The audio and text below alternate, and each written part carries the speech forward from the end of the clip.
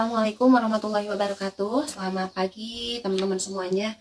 Oke, hari ini saya mau sharing tentang pengalaman kehamilanku selama 3 bulan di trimester pertama gitu ya. Dan ini pengalamannya luar biasa. Saya baru mengalami hal-hal yang baru di kehamilanku ini.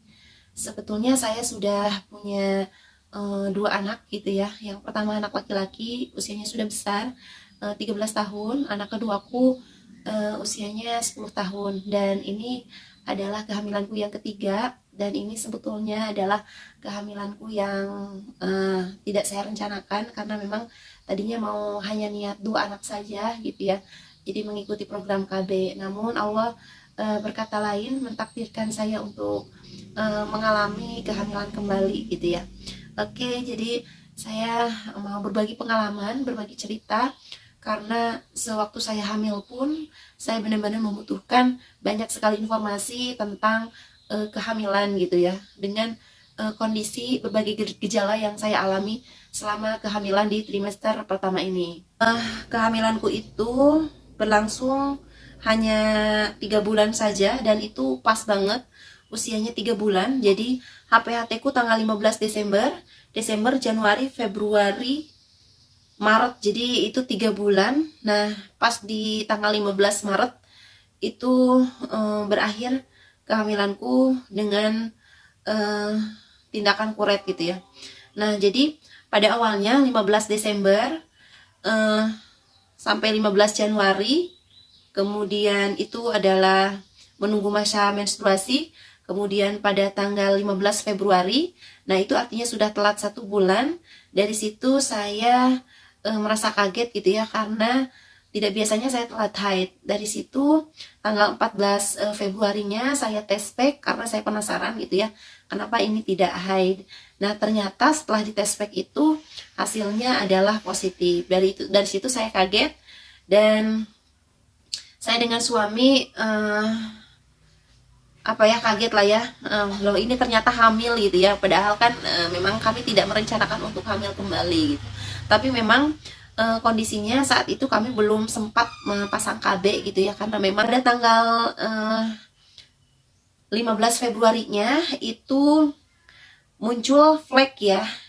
Jadi tiba-tiba ada flek, dan dari situ saya kaget, apakah ini menstruasi gitu ya, dan kenapa bisa seperti ini gitu.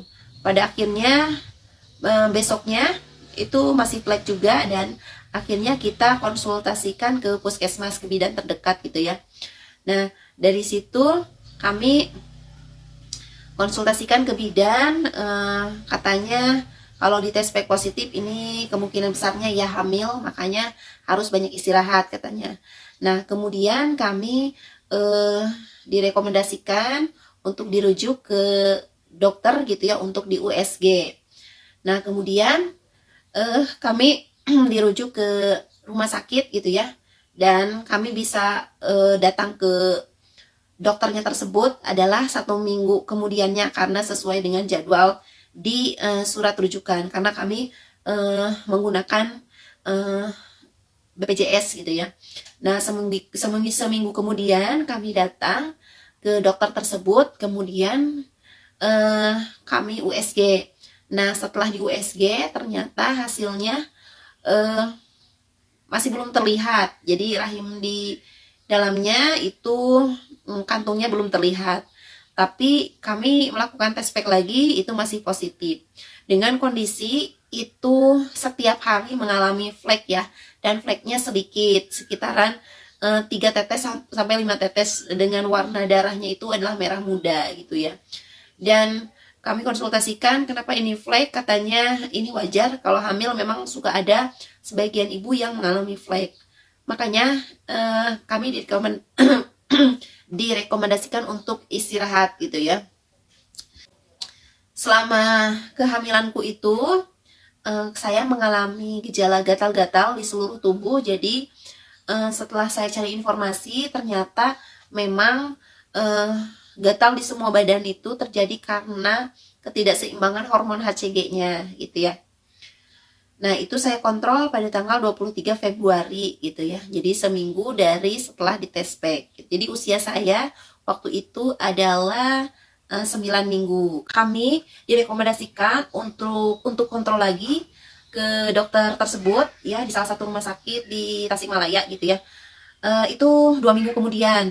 Artinya saya harus datang kembali ke tempat itu pada tanggal 9 Maret gitu ya.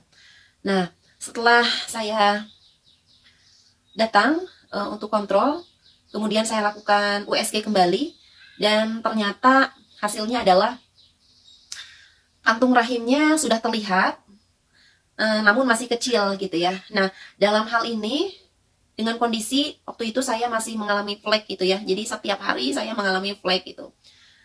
Nah, dari situ dokternya menyarankan untuk istirahat tetap gitu ya, tapi katanya tidak usah bed rest, jadi istirahat aja asal jangan silakan beraktivitas tapi jangan melakukan tindakan-tindakan yang pekerjaan yang berat gitu. Nah, ketika dites pack pun itu hasilnya masih tetap positif ya, jadi saya masih hamil katanya seperti itu. Namun dokter pun menyatakan bahwa ini janinnya kurang berkembang gitu ya, karena untuk usianya 11 minggu gitu ya, itu ukuran janinnya sebetulnya tidak sesuai dengan waktunya gitu. Nah, dari situ pun dokter menyarankan untuk kontrol lagi 3 minggu kemudian gitu ya. Harusnya 2 minggu, tapi karena 2 minggunya itu nanti keburu bulan puasa gitu ya, awal puasa, maka harus 3 minggu kemudian. Nah, nanti tunggu saja katanya seperti itu. Nah, dari situ perasaan saya makin galau ya, makin kacau, karena saya harus menunggu kembali dan sangat lama, itu 3 minggu.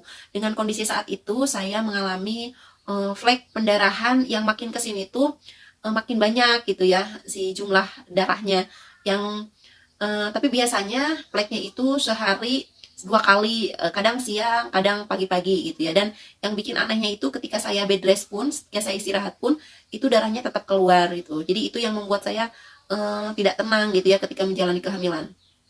Tapi menurut teman-teman pun yang mengalami kehamilan, katanya wajar kalau ada flek itu, katanya mah proses pembersihan gitu ya.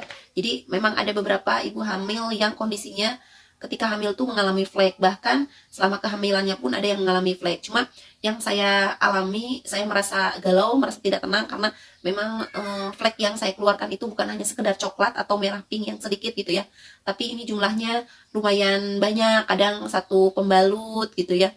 Nah, itu kan rasanya tidak wajar gitu. Tapi memang bukan seperti haid biasa juga gitu. Kalau perbedaannya dengan haid, kalau haid itu tidak ada berhentinya. Kadang siang, sore, malam, itu setiap waktu selalu keluar. Tapi kalau flek hamil ini memang waktunya sehari paling 2 kali gitu ya. Itu pun sedikit gitu. Jadi masih wajar.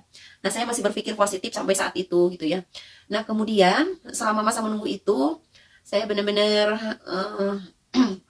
merasa kebingungan gitu ya. Saya terus selalu mencari informasi lewat Google, lewat YouTube gitu ya, bagaimana kondisi kehamilanku.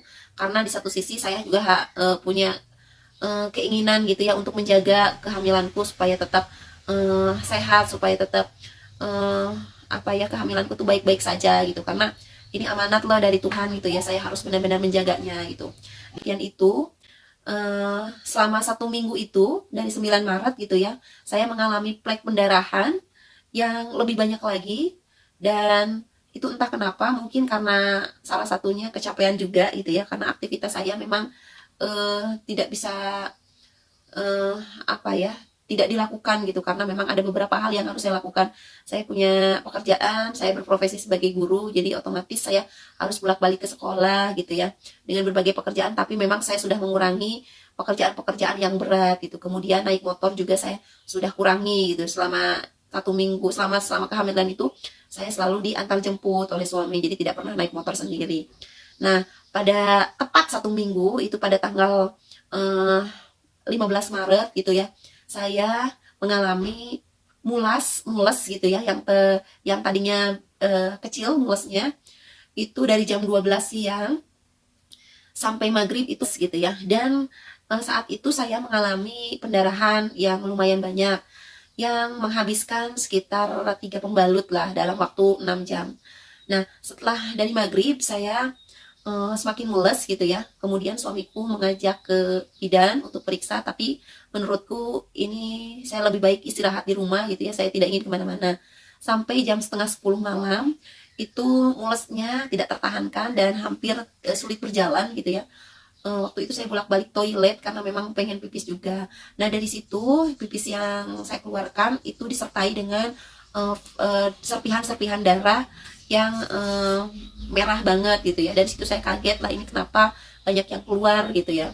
Sampai jam setengah 10 malam itu saya sangat mules menuju puncaknya, dan waktu itu saya ingin ke toilet gitu ya. Ketika saya membuka celana dalam gitu ya, dan dari situ mulesnya teramat dan tiba-tiba itu keluar gumpalan daging, gumpalan darah gitu ya, yang sebesar pisang emas gitu ya. Dan itu membuat saya benar-benar kaget gitu, membuat saya teriak waktu itu memanggil suamiku, dan suamiku juga sempat menyaksikan sebesar apa sih gumpalannya gitu. Nah dari situ saya nangis gitu ya, karena apakah ini benar-benar keluar gitu ya, apakah ini yang namanya melahirkan gitu.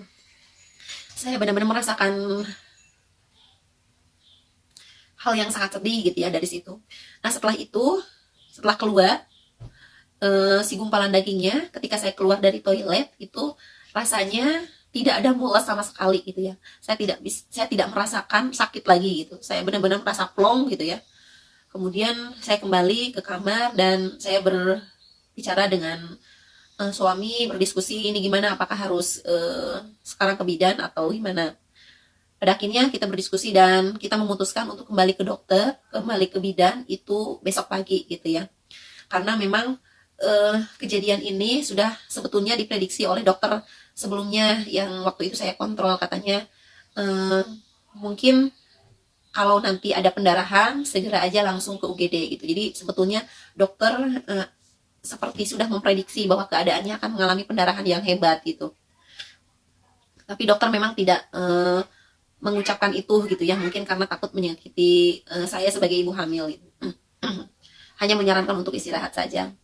Nah, besoknya tanggal 16 Maret saya ke puskesmas gitu ya untuk kontrol ke bidannya gitu ya. Ini apa yang harus saya lakukan karena memang si janinnya sudah keluar gitu ya menurut saya. Dan ini apakah yang saya pikirkan itu, apakah ini harus gimana gitu ya, apakah harus kuret atau hanya dengan menggunakan obat saja supaya si sisa-sisanya itu bisa dibersihkan. Nah dari puskesmas itu di bidannya saya dirujuk lagi ke rumah sakit, dan waktu itu saya direkomendasikan untuk pindah rumah sakit gitu ya ke dokter yang lain, karena ke dokter sebelumnya itu jadwalnya kan 3 minggu kemudian gitu. Karena sulit lagi penjadwalannya, maka direkomendasikan untuk ganti rumah sakit, ganti dokter. Waktu itu saya ditangani oleh dokter Andi, dan tepat pada hari itu pun ternyata alhamdulillah ada jadwalnya. Nah dari puskesmas itu kemudian saya dirujuk langsung ke dokter Andi, dan jadwalnya itu pada jam 10 pagi. Nah alhamdulillah saya jam 10 pagi bisa ketemu dengan dokternya, kemudian dilakukanlah USG. Kemudian di saat USG itu katanya ini benar udah keluar si janinnya dan masih tersisa darah-darah yang menempel. Nah dari sini kata dokter harus langsung dikuret saja. Ini kenapa dok harus dikuret, kata saya, karena memang supaya bersih, tidak ada nanti efek-efek yang lain, kemudian supaya menghentikan pendarahan juga, karena kalau tidak dikuret nanti pendarahannya berlangsung lama. Nah dari situ akhirnya saya tidak langsung pulang, dan hari itu juga saya harus ditindak dikuret gitu ya. Jam 2 siang saya sudah masuk kamar menginap. Di situ saya dipasang dahulu berbagai alat gitu ya, termasuk alat namanya obat gitu ya, laminaria. Itu harganya lumayan, 520.000 gitu ya, dan itu dipasang di tempat keluaran lahir gitu ya. Itu tujuannya adalah untuk supaya mengalami pembukaan gitu ya. Jadi untuk dikuret itu ternyata sama seperti melahirkan, harus mengalami pembukaan dahulu gitu. Nah, si obat yang kecil itu seukuran segini lah, lebih tipis gitu ya. Itu harganya 520.000, dimasukkan, dan dari jam 2 sampai tindakan jam 8 itu harus puasa dulu gitu ya. Dan dari situ dirangsang supaya kita itu mengalami mules gitu ya. Nah, tepat jam 8 malam saya waktu itu dibius total gitu ya. Kemudian saya dilakukan tindakan kuretase, dan tidak lama, katanya cuma 15 menitan. Waktu itu saya langsung sadar itu ketika sudah di kamar rumah sakitnya gitu. Jadi tiba-tiba sudah beres, dan dari jam 8 itu jam 10 setengah 11 saya boleh minum gitu ya. Nah, dari situ boleh makan juga. Setelah itu istirahat, kemudian besoknya itu sudah boleh pulang, sekitaran kurang dari jam 12 sudah boleh pulang. Jadi, nah itu teman-teman cerita tentang kehamilanku selama 3 bulan. Semoga jadi pengalaman juga buat teman-teman kalau hamil itu ternyata luar biasa gitu ya. Bagi teman-teman yang berniat sangat hamil itu benar-benar harus menjaga ya kehamilannya, karena memang ada beberapa orang yang memang memiliki resiko yang cukup besar ketika dia mengalami kehamilan. Apalagi kalau bagi saya sendiri, ini usia saya sudah di atas 35 tahun, berarti memang resikonya lebih besar untuk mengalami kehamilan yang baik gitu. Nah, juga harus benar-benar dapat dukungan dari keluarga gitu ya.